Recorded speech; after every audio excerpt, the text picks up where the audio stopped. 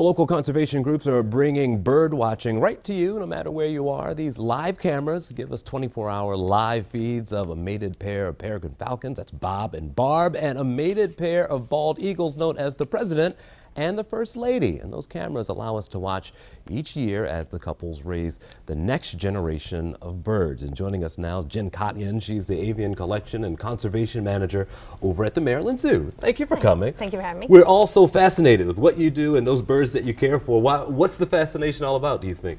Well, I think it's a huge recovery story for one, to start with. Eagles and the peregrine falcons were on the brink of extinction years ago, and they have since made a recovery, and they're now on the least concern list. So that's a huge story conservation-wise. It's also something that people don't get to see every day in their backyard. You know, you can look up and see them flying in the sky, but actually seeing them nesting and rearing their young is not something you're going to get to see unless you have these cams. Sure. We watch these little furry chicks there in their nest. How long do they stick around the nest until the parent is like, hey, you gotta, it's time for you to go. Yeah, get out of here. It's usually around 12 weeks. So for the eagles and for the falcons, it's about 12 weeks before they actually fledge and leave the nest. And eagles are very funny because they're very much like humans do. They will kind of tease their young. You know, they'll bring something fun home instead of a fish. Say, hey, here's a tasty little rabbit, and they'll fly by, encouraging them to try and take off a little bit. And I did the same thing with my son when he was learning how to walk. You know, and he started taking a couple steps, and I was like, I have M&Ms, let's go, further, come on. And they'll do the same thing, and then the eagles will go and take flight a little bit and go to a different branch, and then they'll feed them on that branch to kind of reinforce that.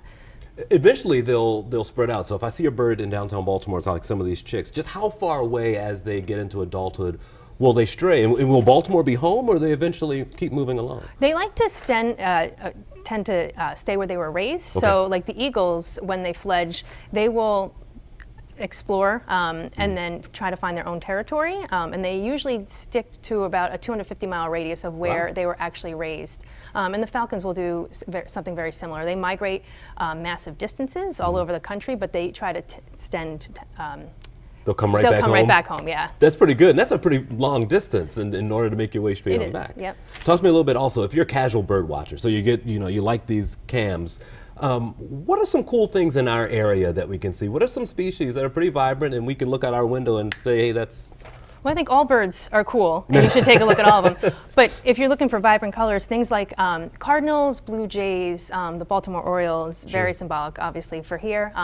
Turkey vultures are also very big, and you can see them on the highways when you drive them. No, they're always perched up on lampposts. The same thing with the black vultures. Yeah.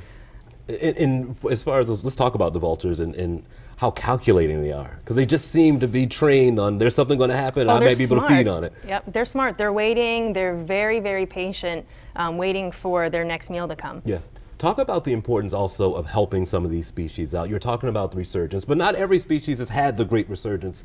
What can I do, whether it's giving money or helping out around my area, do you think? So things that the general public can do, very simple things. One, just watch litter and pollution. You see something on the side of the road, pick it up. That ends up in the waterways or things that they're going to pick up and bring into their nests. It's all very bad for the adults and for the chicks. Simple things like doing bird counts. So the U.S. Fish and Wildlife and the DNR do bird counts just to see what the general census is. And they're looking for volunteers all the time to come out and help count birds with them in the wintertime specifically.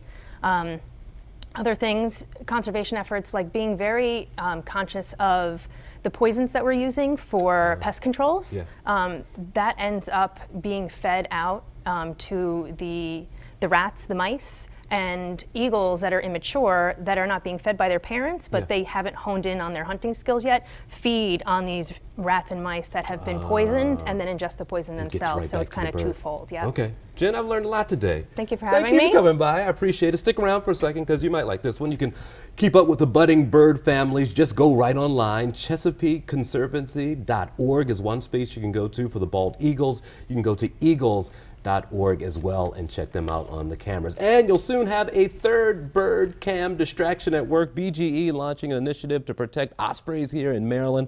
The birds have come back to the state in droves since DDT was banned, which is a great thing, except when their lives intersect with electricity. 11 News' Deborah Wiener explains the latest project out in Severna Park.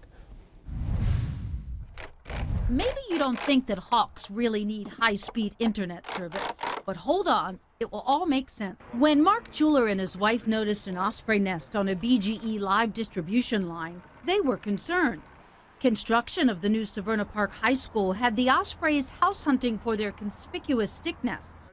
But a live line was trouble in the making, endangering the birds and possibly causing outages. They deactivated that pole, making it safe for the ospreys, and we came to a plan to install the osprey stand and mount this live streaming camera on it so the whole community could enjoy it.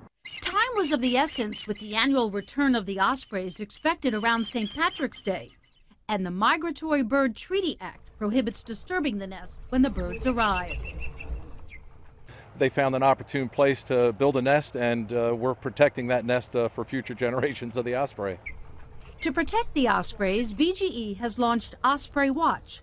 Customers can contact the utility, just like the jewelers, and BGE will either shield the nest from the equipment or remove it. So now that explainer on the internet service, BGE has mounted a Nest Cam, which will provide 24/7 views that should include eggs hatching in the early summer. Our technicians, they came and brought internet service, the connection to the nest, and then we'll also be providing a 100 megabits per second Comcast Business internet connection so that as soon as the birds make their debut, we can all watch live from home. So get ready for a new binge watching experience, bird watching from your own nest. Deborah Weiner, WBAL TV 11 News.